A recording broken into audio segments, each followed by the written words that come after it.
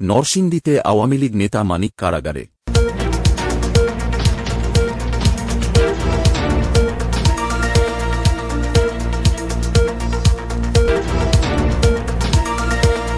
নরসিংদীতে বৈষম্য বিরোধী ছাত্র আন্দোলনের সময় শাওন হত্যা মামলার আসামি মাধবদী পৌরসভার সাবেক মেয়র ও পৌর আওয়ামী লীগের সাধারণ সম্পাদক মোশাররফ হোসেন প্রধান মানিককে কারাগারে পাঠিয়েছে আদালত। সোমবার সকালে তাকে আদালতে তোলা হলে নরসিংদীর সিনিয়র জুডিশিয়াল ম্যাজিস্ট্রেট মেশকাতুল ইসলাম এ আদেশ দেন। নরসিংদী আদালত পুলিশের পরিদর্শক মো. সাইরুল ইসলাম বিষয়টি নিশ্চিত করেছেন। রোববার রাতে রাজধানীর ভাটারা এলাকা থেকে আওয়ামী লীগ নেতা মানিককে গ্রেপ্তার করে ঢাকা মেট্রোপলিটন পুলিশের গোয়েন্দা শাখা।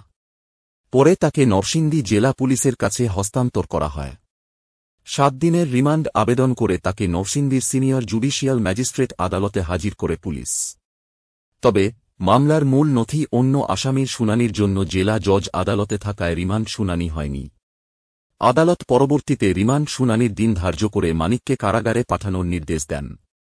মাধবদী থানার ভারপ্রাপ্ত কর্মকর্তা ওসি মোহাম্মদ নজরুল ইসলাম জানান, বৈষম্য বিরোধী ছাত্র আন্দোলনের সময় 2টি হত্যা মামলা ও আওয়ামী লীগ সরকার আমলে একটি হত্যা চেষ্টার মামলা সহ তার বিরুদ্ধে মোট 3টি মামলা রয়েছে।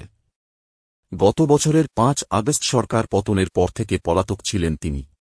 এর আগে জুলাই 24-এর বৈষম্য বিরোধী ছাত্র আন্দোলনে সংঘর্ষে শাওন নামে এক ছাত্র নিহত হন মাধবদীতে। সেই হত্যা মামলায় মানিককে গ্রেপ্তার দেখানো হয়েছে। তার গ্রেপ্তার ও কারাগারে প্রেরণকে কেন্দ্র করে জেলাজুড়ে ব্যাপক চাঞ্চল্যের সৃষ্টি হয়েছে। চেতনা টিভি, স্বাধীনতার চেতনায় চির উজ্জ্বল। আমাদের সঙ্গেই থাকুন।